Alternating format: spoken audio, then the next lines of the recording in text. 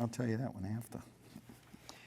Good evening. Welcome to Chasing the Facts. I'm Sam Chase, your host, and with us this evening is Chelmsford Department of Public Works Director, Gary Persichetti. And it's hard for me to believe, but we were talking just a little bit before the show, and Gary's been with the town since 1999. And I just didn't think it had been that long, but it has been. So Gary, we're very glad to have you with us. Thank you for having me. And what we usually do with the show is we ask the guests just to give us a very brief biographical sketch, your background and how you came to Chelmsford, that kind of thing. So we'll let you do that, and then we'll get into the discussion. Sure. I've been in management, facility style, for over 30 years. I started my career in a contract cleaning company, and then I went to work for Apollo Computer in Chelmsford. And from there, when we got bought out by Hewlett-Packard, I went to Harvard Community Health Plan, which ended up being Harvard Vanguard. And I was in Boston at the Kenmore Center. And my son was very young, a baby at the time, and just got tired of going to work and coming home and having him sleeping. Because at the age that I had applied for a position that was posted for the Chelmsford School Department in 1999, and I came on board in October. And I left 3 phases of construction in Boston to come to work for Dick Mosier and Bob Cruikshank here at Chelmsford Schools. And my second meeting, I believe on day 3, was at the Center School, which had just reopened after a combination of a remodel and a new addition to it. And I was thrown right into the punch list stage of making sure everything was done right and finished up properly, all the testing and stuff of that. And then I was also asked to take their older plan that had been done some years ago by some school committee members and some people from the town of their capital projects. And we took that and we developed a 10-year capital plan, which we started digging into and are still doing and have never turned back since. And that's basically how I got started in here. And then I think it was probably around late 2002, 2003 when Bernie Lynch had started talking with Dick Mosier about turning the maintenance department into town-wide maintenance. So in 2004, we had a 3-year letter of agreement between the school department and the town to take the maintenance, leave the custodial with the schools, take the maintenance over to the full town. So I came to work in 2004 for Bernie Lynch. I was on the 3rd floor of the now town offices. And we started our division, which was to maintain all 28 buildings, all the fields within Chelmsford. And I had that role until 2012 when Jim Pearson retired. And now town manager Paul Cohen had asked me if I would take the role. And since 2012, I've been in charge of Department of Public Works, which of course still has facilities. We also have engineering, we have stormwater, we have sewer, we have grounds maintenance, parks and rec. So it's a big division. Right now we sit at about 64 employees between everybody, the whole division. And I just want to say right at the top that I am pleased I came to this town. I think it's a great town. I've really loved how much people like to volunteer and help out, especially seeing it so much in the school department, because every school had their own board that helped out with playgrounds, PTO and stuff, PTOs and all of that, which is really fantastic. And I saw that even when you move over to the other side, all the volunteerism. And I just want to say that I've had a great department to work with and a great town manager. And I could not do my job as well as I have without the people underneath me. So I'd like to thank the DPW staff and all of them.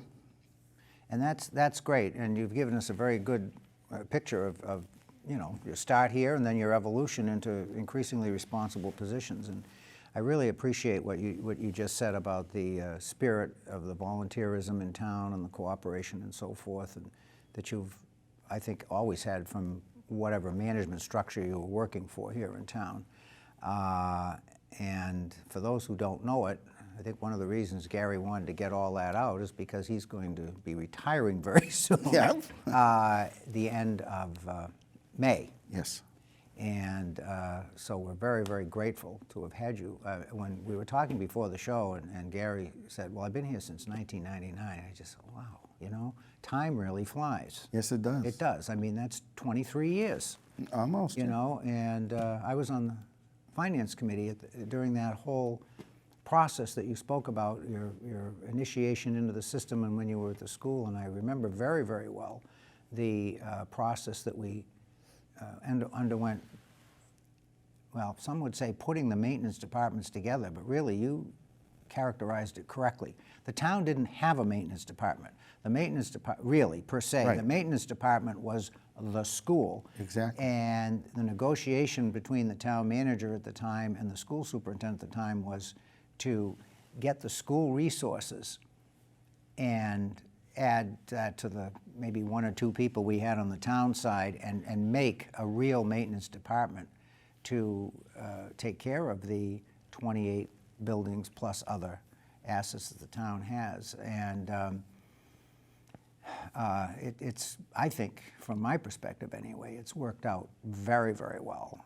And I'm sure you would say the same. Yeah, I mean, it's been very successful for the entire town. And I mean, the other thing you have to say about Chelmsford and our now sitting town manager and our boards, everybody has been so supportive. I mean, back in 2007 and 8 and 9 when things were tough and people were cutting and we were all cutting manpower because we had to, we maintained our capital.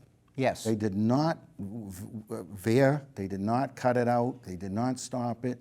We were able to move forward. It was a tough sell. It was a tough sell, though. A very tough sell. With some people to keep. A lot of people didn't even see the need to have an annual capital appropriation budget. And if you look at other towns, they don't do it. A lot of other towns don't do it. So that was a tough sell. So historically, it's been great for the town. Yep. It's only been a downfall in one area, and that's simply that every time we go in front of MSBA, the Mass Building Association, and look for a new school, once they're done the tour and see that we have new roofs and windows and boilers, we go back to the bottom of the list because there's people with more needs. So that's probably the only real downfall to it. And again, you have to thank even our, you know, when we go in front of town meeting, it's another board that holds you to, you know, standards, but they're very reasonable, and at the end of the day, they always seem to do the right thing.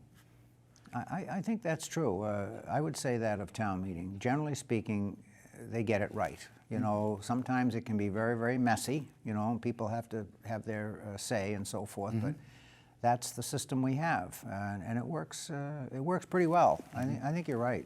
So that's a great story. One thing I have always remarked on was when I started back in the late 90s in the Chelmsford government, and I looked at the scope of some of the activities that we had, departments and so forth, one of the things I looked at was the DPW, and I thought, of course, knowing absolutely nothing about any of this, I'm not an engineer or anything, but just comparing it with other towns, I always thought that we were very, very short-staffed compared to other towns. I'm talking about the 2000 to 2004 and 5 era. And I talked to people from other towns of comparable size who told me that their highway division had as many employees as our entire DPW, okay?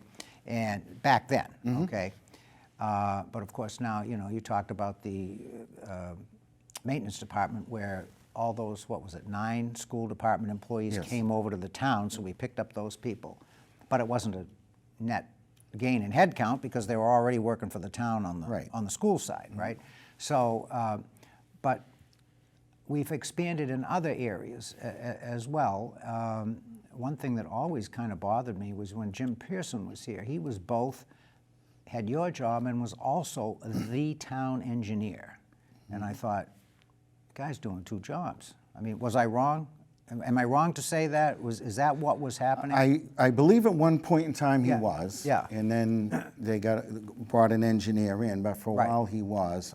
Yeah, I mean, the difference between, Jim always looked tired to me. yeah, well, When I mean, the saw big him. difference between Yeah. Jim's job and mine is, Yeah.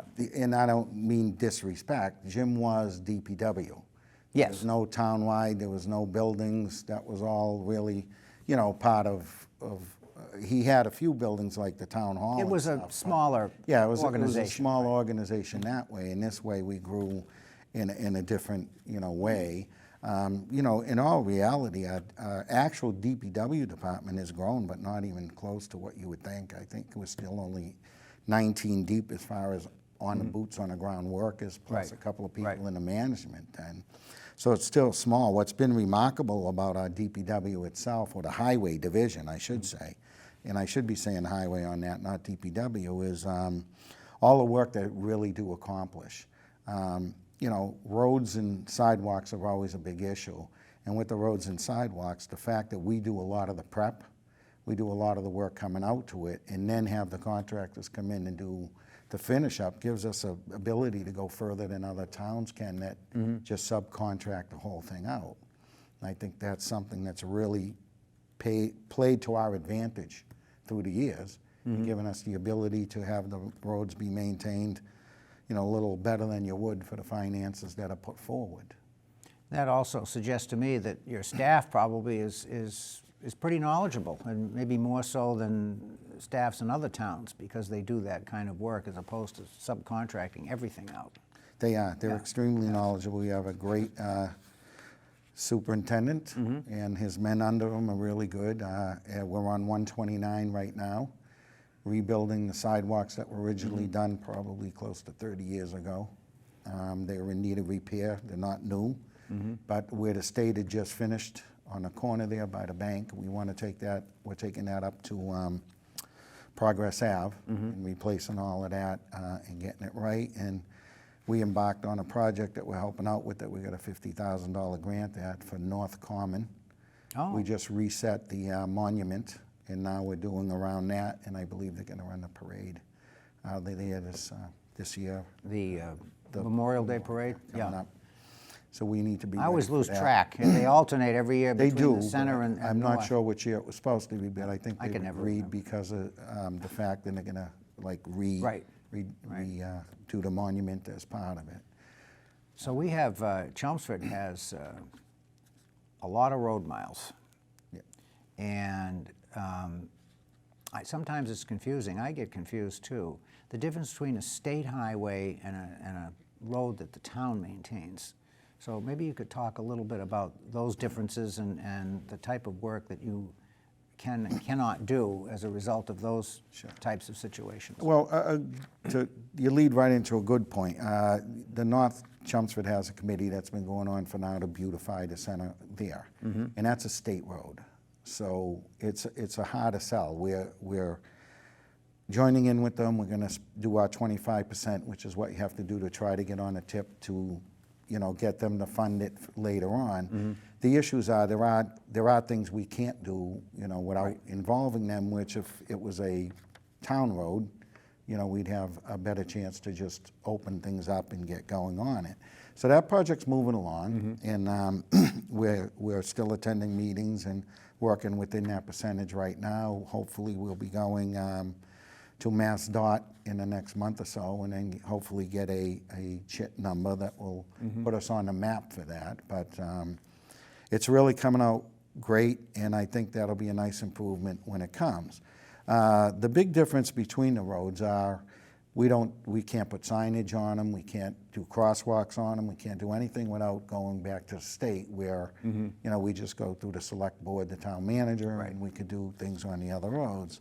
And if you want to stay on roads for a minute, I mean, we just finished our second 10-year assessment, which we Yes, I just saw put that. out. That was a presentation before the select board Yes, a which couple of we weeks just ago. put out. And fortunately, for us, even though that, you know, for years we've been told we need between probably 2.9 and 3.1 million, and we spend about 1.9, we get like 1.19, 1.158 from the Chapter 90, State, and then we right. spend $400,000 in road maintenance from our capital and $350 on sidewalk. So we're just at about 1.9. When we did our final report that just came out now for the next 10-year period, it basically said that if Chelmsford stayed on course during this last 10-year period, we would have dropped by, I believe it was either 4 or 6%, and we only dropped by 2 because of the fact that we're able to do more to maintain. But we have a lot of work to do. I mean, it was pretty clear in the presentation that if we stay the same, it's going to cost us millions and millions of dollars. If we're able to bring that number up to a $2 million, $2.2 million mark, it'll shorten the amount that's needed, Right. and so on and so on. So I urge everybody to continue, and I know Paul Cohen and the Select Board have been working on this for a while, trying to get the state to come up with more Chapter 90. They were going to allocate more this year. It may still be coming, but I know Right, it's the kind of numbers aren't tied up right finalized, now. yeah. But hopefully, if that comes, it'll be a good one, and there was a chance that there could be some monies given like they did a few years ago for pothole repair. Yes. Which, if you know, when that came out a few years ago, we elected not to do a bunch of pothole spot doing like some were doing. We took bad sections, small bad sections of road, cut them out completely. So you could take like 1/8 of a mile and just fix it. fix it, Right. and make it better. And I think it was a better way to spend the money. It went longer, and we would probably take that same approach if the money does come.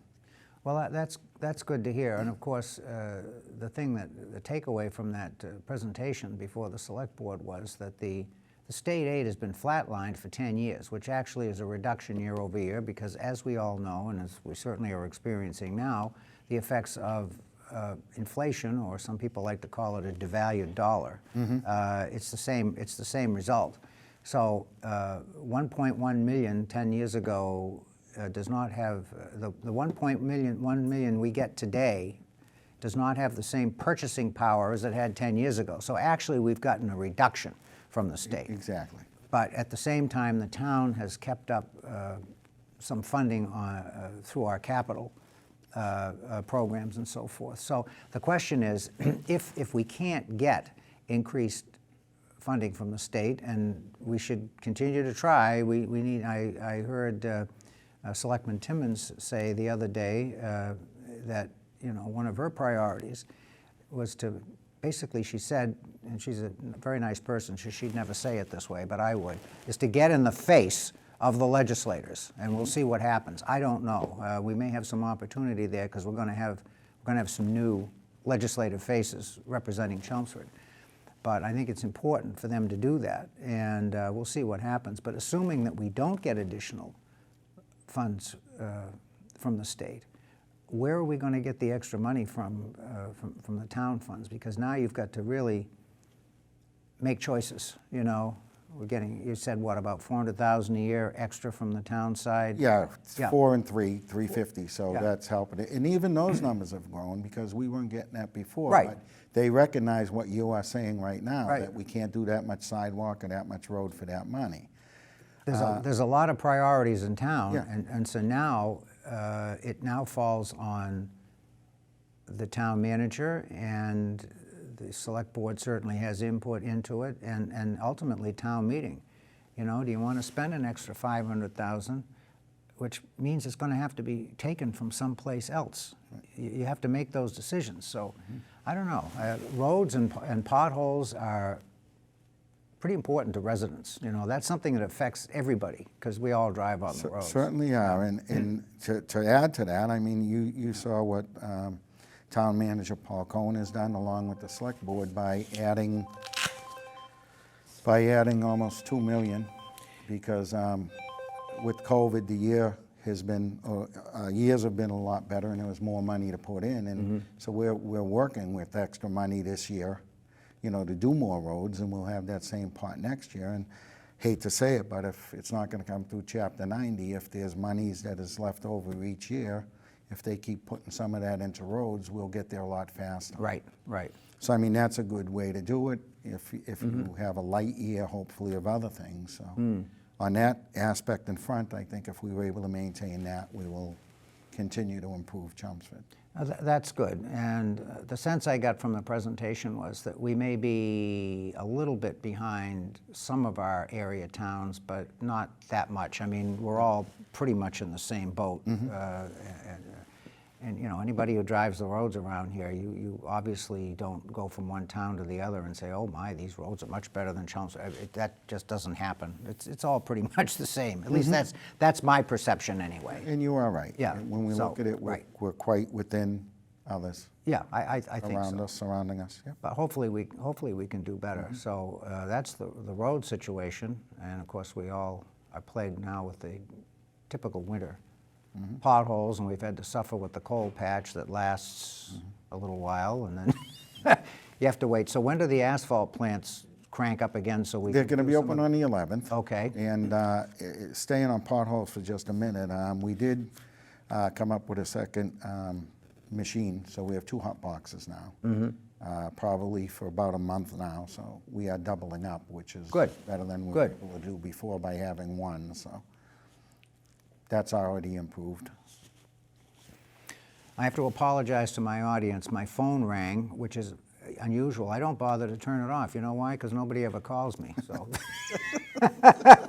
they don't. I mean, my wife maybe once in a while, but she knows. So I apologize. So I've just learned a lesson after 2.5 years of doing this show.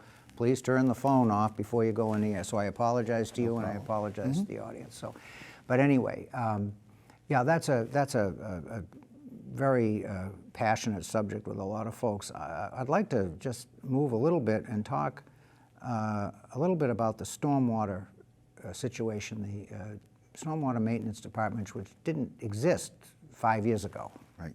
So maybe you can tell us a little bit about why we have to do that and why we had to create more positions within the town government, employees and so forth, to handle that situation.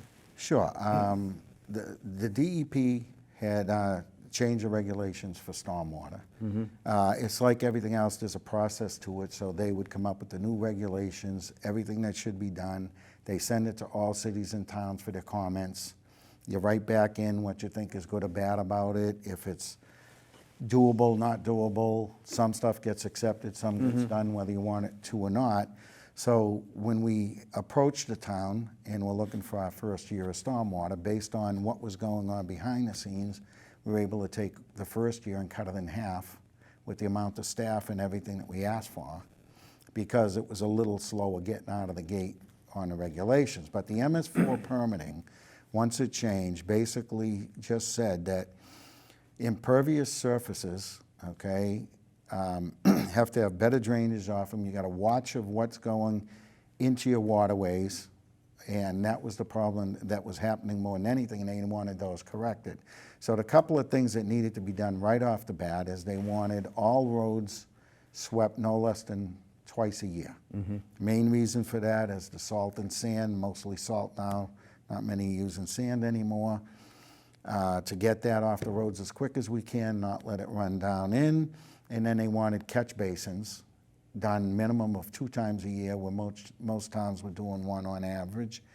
And That's the thing that I've really noticed is my catch basin. I've got one right in front of my house, and it's cleaned more often. It's great. And then the other issue they had is there's special sections in towns, low points, real low points, like under some bridges, valleys, and things like that, where after a couple of years of doing this, you'll know them, that there's probably going to be a couple of dozen or so, maybe a little more, manholes that will be pumped even more than twice a year for that purpose, because the zones they're in are going to just take in more. And that's one of the big things that's going to change a lot of what they did. The second part was to start to look at any new construction or renovations to it, and making sure that they're just not growing their impervious, landscape to, a lot more So that would asphalt. Right. That would suggest to me that, say, a commercial enterprise with a large parking lot, that's an impervious surface, okay? So instead of, the business saying, gee, we need to make the parking lot bigger, we're just going to pave an extra, maybe now they start looking into some of these environmentally friendly surfaces that they have, that kind of thing. Is that what you're talking about? That's exactly Okay. right, as well as Yep. the fact that they have to put back grassy areas or create more Okay. to offset it as well and make sure that you're adhering to where it is. And again, as the department continues to grow, there'll be more of that being looked at and checked. I can say very successfully the department has done fantastic coming out of the gate. We've fixed a bunch of structures in town already. We're cleaning out a lot of stuff. We've been to a lot of homes that have had some issues before with the way water flow is going, and we've been slowly working on that and changing that for everybody. I believe that the division has come out of the gate running and doing a lot and keeping up with the mandates, which is the most important thing that we have going on right now. And that's the point. You know, folks in town, they look at that and they're not really sure why this came about. You've just given us a wonderful explanation. But again, the takeaway is that these are government mandates. The towns and cities in this state didn't have any choice. They had to set up stormwater operations if they didn't have one before, and that's an expense. So the funding for this activity is not directly on the taxpayer, it's by fee. So maybe you can just tell us a little bit about how that works. Yeah, it's set up like an enterprise, very similar, or Okay. actually the exact same as the sewer. So the rates were built off of using the homeowners as the lesser rate and the businesses as the higher, contribution to it. But what you do is you build a budget to be able to pay for the needs only. Right. You're not in it to make money, you're in it to just get the stuff done for the town. Right. And that's how the budget was built.